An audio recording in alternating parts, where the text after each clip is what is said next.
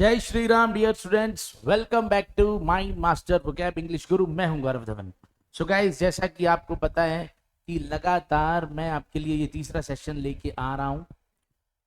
Errors, common errors का ये session चल रहा है और मींस लेवल की हम या कह दो कि अच्छे लेवल्स की एरर्स हम कर रहे हैं।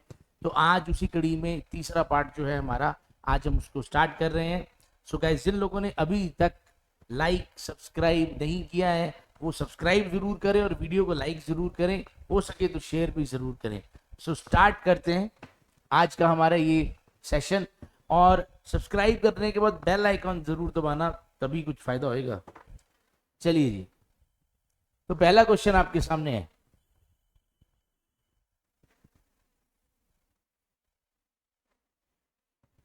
कोशिश करिए करने की इसको सॉल्व। ठीक है, पॉज करके वीडियो को और मैं बढ़ता हूं आगे। ठीक है,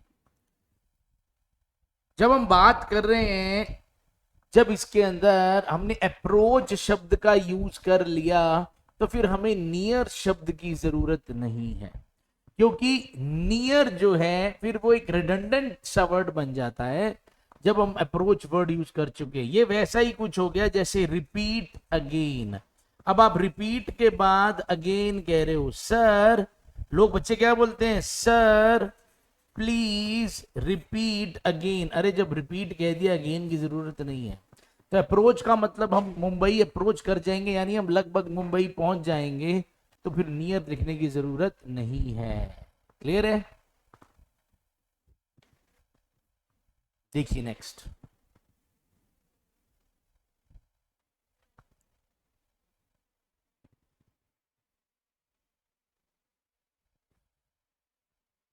करिए आप वीडियो पॉज करके इसको सॉल्व करने की कोशिश, और मैं बढ़ रहा हूं आगे।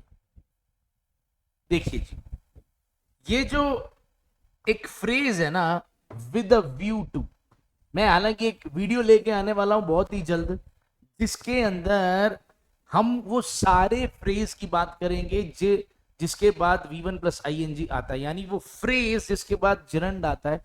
तो उस वीडियो में मैं इस टॉपिक को भी क्लियर करूंगा, क्योंकि आम बच्चों को लगता है कि जब टू आया होता है तो टू के बाद V1 ही आता है। तो ये चीज 99% सही होती है। तो क्यों ना हम वो 1% चीज याद कर लें, जब कोई फ्रेज टू पे खत्म हो और उसके बाद V1 प्लस ING आता है। तो we don't need to remember this 99%। हमें सिर्फ और सिर्फ अगर ये 1% याद हो जाए तो हमारी बात बन जाएगी। तो ये एक फ्रेज है, विद अ व्यू टू। तो विद अ व्यू टू के बाद अपने को जिरंड चाहिए, तो हमें हेल्प नहीं चाहिए, हमें क्या चाहिए, हेल्पिंग। तो मैं एक वीडियो लेके आऊंगा जिसके अंदर मैं सारे के सारे फ्रेज लेके आऊंगा बहुत ही जल्द, बहुत ही जल्द।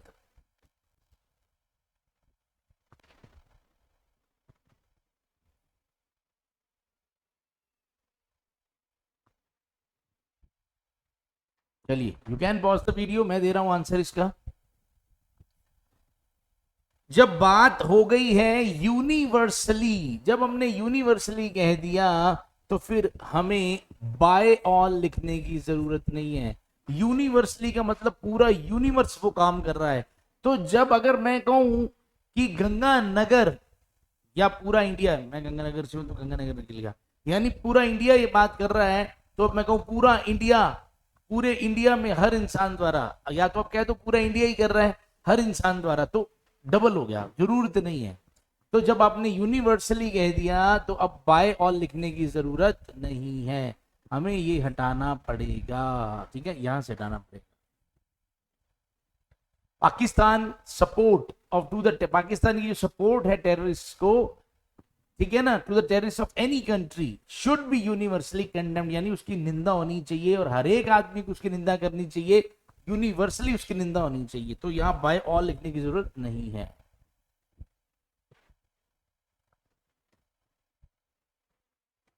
बहुत कॉमन एरर है, उम्मीद है आंसर आना चाहिए। ठीक है, कमेंट में बताना जरूर कोई ऐसा इंसान जिसके सारे के सारे सही हो, या ठीक है अगर अगर किसी के 6 से ज्यादा सही है तो प्लीज कमेंट में जरूर बताना कि सर मेरे इतने सही है। चलिए जी, आगे बढ़ता हूं। तो देखो जी, ये भी एक बिल्कुल बच्चों वाला क्वेश्चन था। वैसे अगर आर्टिकल्स का ज्ञान आपको अच्छे से है तो आपको पता होगा कि हम कभी भी फूड आइटम के लिए, स्पेशली फूड आइटम नहीं, फूड आइटम बात नहीं करूंगा, अगर मैं बात करूं लंच, ब्रेकफास्ट और डिनर की, हम इससे पहले द का यूज नहीं करते। लेकिन किस कंडीशन में करते हैं, लेकिन किस कंडीशन में हम करते हैं ये भी देख लो।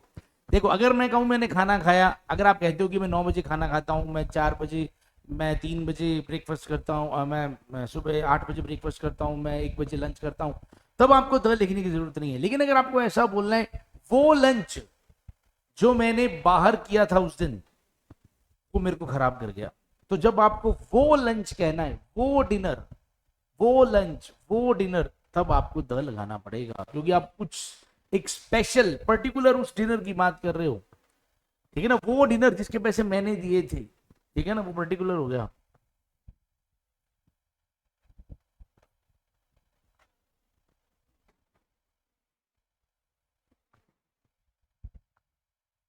करिए, कोशिश करिए।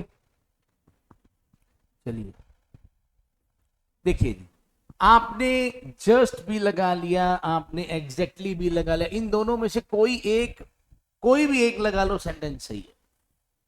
तो फिर दोनों को लगाने की क्या जरूरत है। तो जस्ट पहले आया है, इसीलिए रिमूव किसको करेंगे हम, इसीलिए रिमूव किसको करेंगे हम, एग्जैक्टली को, क्योंकि लेफ्ट टू राइट जब हम चलते हैं, तो अगर फ्रेज इंप्रूवमेंट होता, फ्रेज रिप्लेसमेंट होता, तो हम उस सेंटेंस को सही करते जिसमें सिर्फ जस्ट आया होता, एग्जैक्टली ना आया होता। ठीक है, लेफ्ट टू राइट चलते हैं, तो इसका मतलब जस्ट सही है, एग्जैक्टली को हटाओ।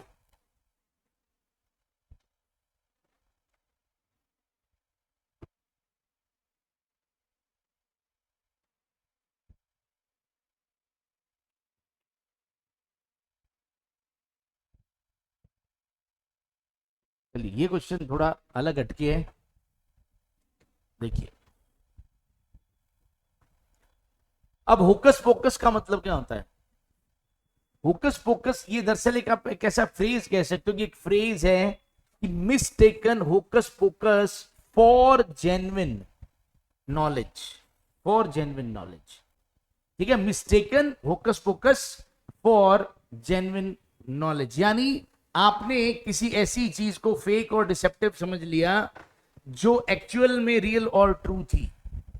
ठीक है, सो वो कह रहे हैं कि यार ये बड़ी हैरानी वाली बात है, ऐसा हो नहीं सकता कि उसने, मतलब मिस्टेकन, उसको गलत फहमी हो गई, एक जेन्युइन नॉलेज की बजाय उसको गलत, उसको मतलब एक सही चीज गलत दिखाई दे गई, तो ऐसा हो नहीं सकता। तो यहाँ पे बाय नहीं आना था, बस यहाँ पे फॉर आना था।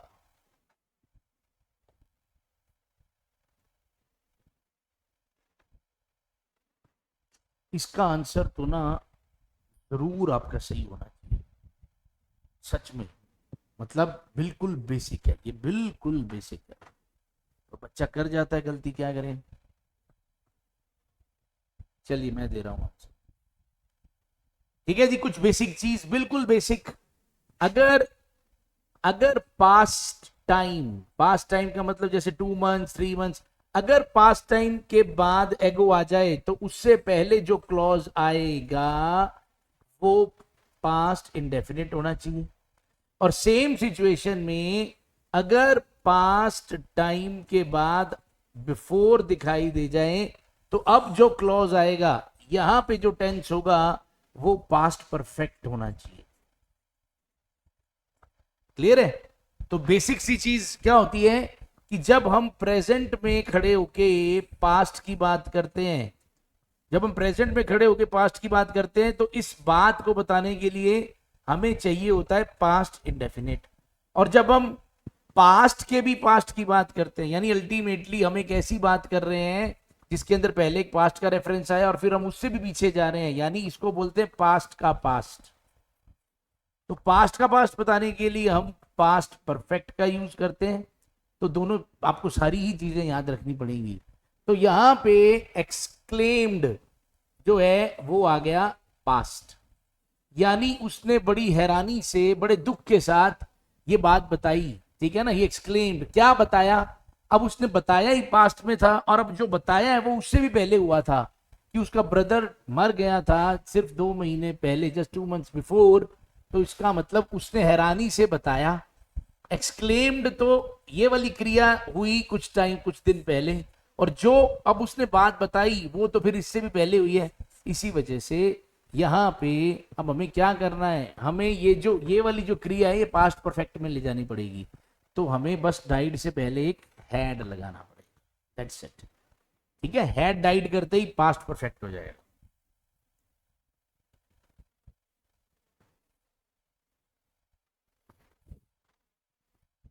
चलिए करिए कोशिश, शाबाश।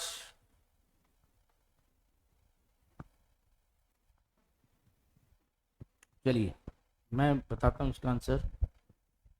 नो एरर, हर क्वेश्चन में एरर होना कंपलसरी नहीं है, नो एरर।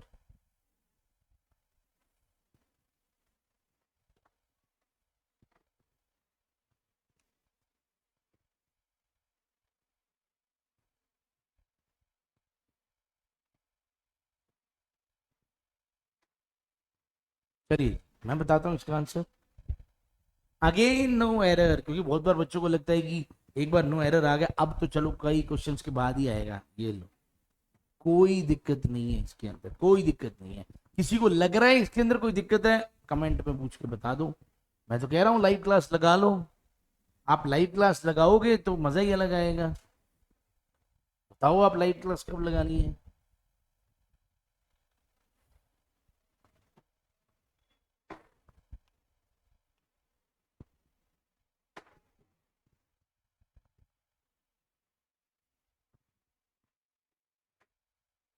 चलिए मैं बता रहा हूं इसका आंसर।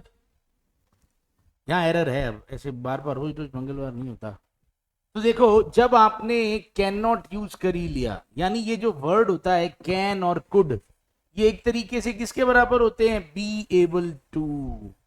तो जब आपने कैन नॉट यूज कर ही लिया तो आपको इसको यूज करने की जरूरत नहीं है। और यहाँ पे इस कंटेन का मतलब कंट्रोल जैसा ही है, यहाँ पे इस कंटेन का मतलब क्या है, कंट्रोल जैसा है, कर्टेल जैसा है, रोकने जैसा है। ठीक है ना, जो गवर्नमेंट है वो नहीं रोक पाएगी, नहीं रोक सकती। एनसेफेलाइटिस एक बीमारी है, इसको नहीं रोक सकती सिर्फ 1% खर्च करके जीडीपी का हेल्थ सेक्टर में, ठीक है, नहीं कर सकती। तो ठीक है जी, क्लियर है। तो कैन का कैन जब आ गया तो इसको लिखने की जरूरत नहीं है। चलिए अब काम की बात।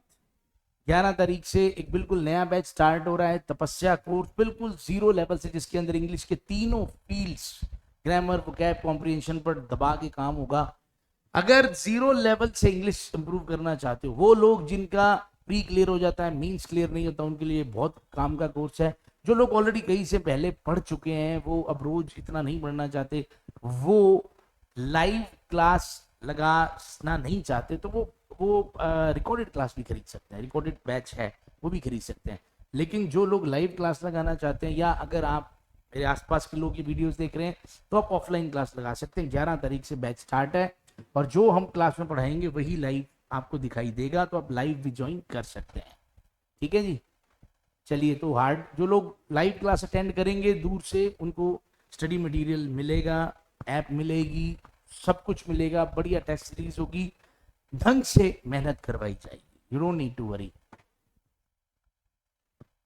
ठीक है, कोई दिक्कत हो तो आप इस नंबर पे कॉल कर सकते हैं, 8104229005। चलिए देखिए फटाफट।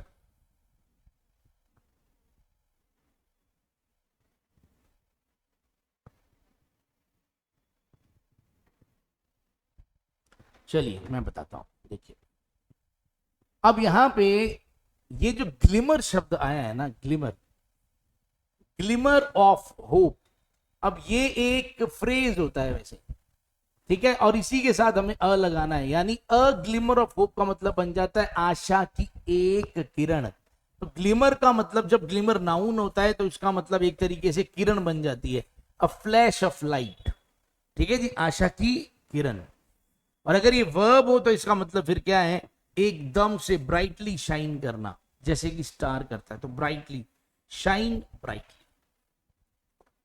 चलिए guys, that is all for today. I hope कुछ ना कुछ तो आज आपने सीखा ही होगा। सीखा है तो भाई वीडियो को जरूर लाइक करना, शेयर करना, चैनल नहीं सब्सक्राइब किया जरूर सब्सक्राइब करना, बहुत कुछ फ्री पड़ा है चैनल में। 52 सेशंस पढ़े हैं वोकैब के थ्रू ट्रिक्स, प्रेपोजिशंस पढ़ी हैं थ्रू ट्रिक्स, फ्रेजल वर्ब्स पढ़ी हैं थ्रू ट्रिक्स, वन वर्ड्स पढ़े हैं थ्रू ट्रिक्स, सॉरी इडियम्स पढ़ी हैं थ्रू ट्रिक्स। हाँ, ये स्टडी मटेरियल जो इतना कुछ फ्री पड़ा है, अगर आप इसको इसकी आप बुक मंगाना चाहते हैं, इनकी बुक्स हैं अलग अलग, तो उसके लिए आप जो नंबर मैंने बताया पहले उस पर कॉल कर सकते हैं, आपको हार्ड कॉपी मिल जाएगी। चलिए, जय हिंद, जय भारत।